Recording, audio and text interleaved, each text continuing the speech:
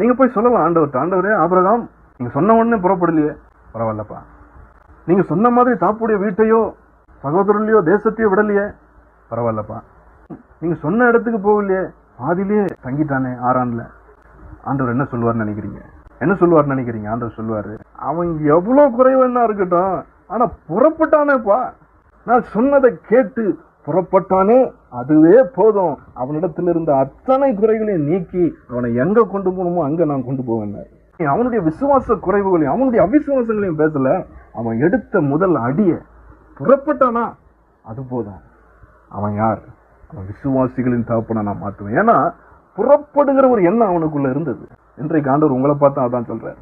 ஒரு நேரத்தில் ஆண்டவருக்கு ஒப்பு கொடுத்தேன், ஒரு நேரத்தில் வைராக்கியமா இருந்தேன், ஆனா இப்ப அந்த அளவுக்கு இல்லை அப்படின்னு நினைக்கிறீங்களா? அன்பானவர்களே, நான் சொல்றேன், ஒரு நேரத்தில் இருந்தேன்றீங்க பாருங்க, அந்த வைராக்கியம் போதும் அவருக்கு உங்களை மேன்மைப்படுத்தும், உங்களை உயர்த்தவும்.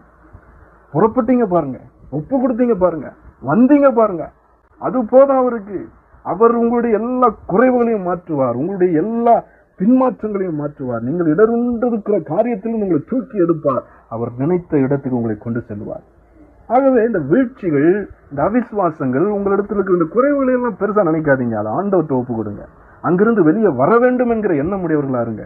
நிச்சயமா தேவன் அவர் நினைத்த இடத்துக்கு உங்களை கொண்டு போவார். ஆபிரகாமுக்கே அவர் செய்ய முடியும்னா உங்களுக்கு ஏன் செய்ய முடியாது?